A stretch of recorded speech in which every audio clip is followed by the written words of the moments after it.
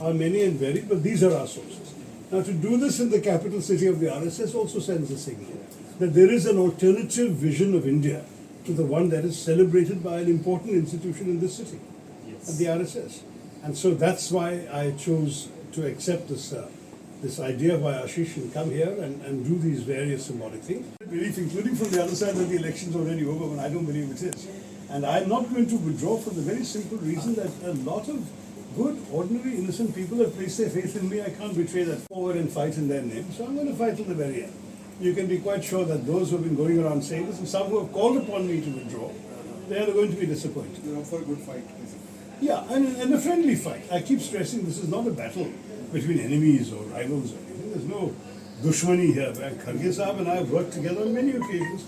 He was leader of the opposition, and throughout that second term when he was leader, I was one of the principal speakers he called on in parliament debates. So I can tell you that we have a very good working relationship. And even after he went to the Sabha, we've been seeing each other at protests and so on. We chatted very friendly. He's very friendly today. When he turned 82 months old, he asked me to write a tribute to him, which I did, which is when we published in a book about him. So I'm somebody who has a good working relationship with Kharge. There's no personal animus or no, absolutely nothing remotely, shall we say, unpleasant or bitter in this contest. It's a friendly contest amongst colleagues, not a battle amongst enemies or rivals. And in that spirit, I will go ahead. I'm not there to there's no ideological differences really, maybe a difference of emphasis, but we're all corely anchored in the same idea of India that the Congress has always stood for. Dr. Tharoor, did you have any? But they don't themselves seal the need for a post. And that's the interesting thing. I think their blood and our DNA are so inextricably linked that there is no question of separating the Gandhis from the party. And I might add that I think it would be foolish of any Congress president to try and distance himself or herself from the Gandhis, because they're an asset to us. There's an enormous voter base there that loves the Gandhis and that really adores them. You can see this in Rahul Gandhi's Bharat Jodo Yatra. I've just been walking with him in Kerala. My God, the enthusiasm of people. 6:30 in the morning, there are lakhs showing up to wave and cheer and touch him and wave it to the enthusiasm as we seem to believe. So that is an asset for the party. We must keep it. And I mentioned Bharat Jodo deliberately because the presidential election is 20 days. The Bharat Jodo is 150 days. So it must continue, whoever the president is. And if I were the president, I would certainly want to show active support for this and encourage it to continue.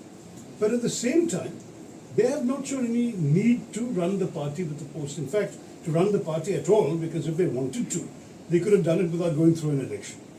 The truth is that the Rahul Gandhi was elected in 2017 for 5 years. If I remember, it was November or early December, which means his term could still be running.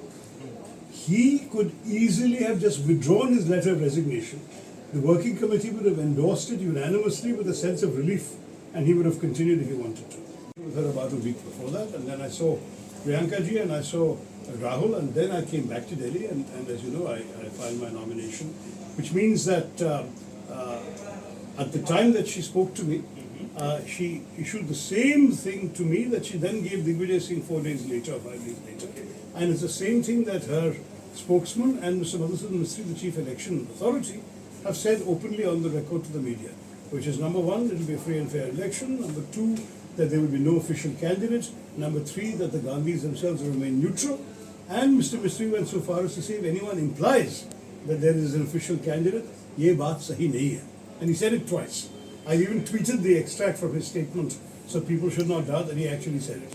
Now after that, don't ask me to doubt the word of my party president. Ask some people in all of you, of your language, that you are kind of distant. Do you feel distant because of that? No, but you see the contrary, boss. Wherever, if I'm on any plane, the number of people come to me for selfies. Young people. That's what I'm saying. But it's not distance. That's a sense of connection.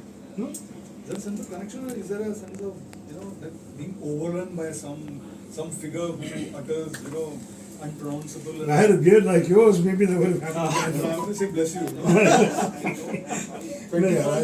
I don't see myself that way. And frankly, anybody who spends 2 minutes with me knows that I'm not a distant, remote person. I'm very friendly and accessible, and I can talk to people of any background, education, whatever it may be, because I genuinely enjoy connecting with people, period.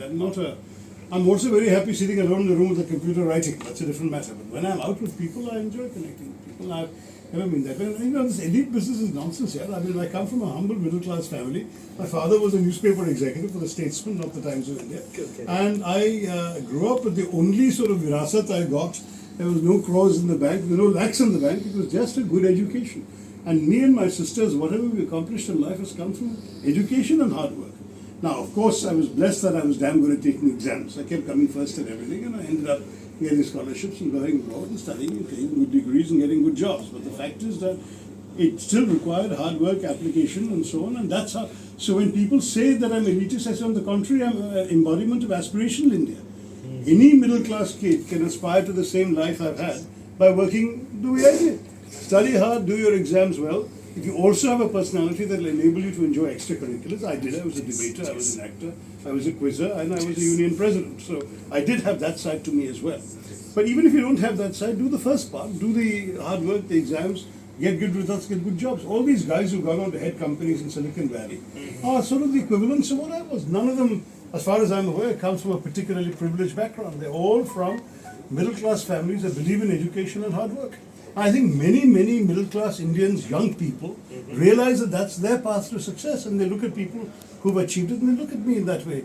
I mean, I think it's not very different from the way they regard a Satya Nadella or a Sundar Pichai. They made it good, but they are actually people just like you and me.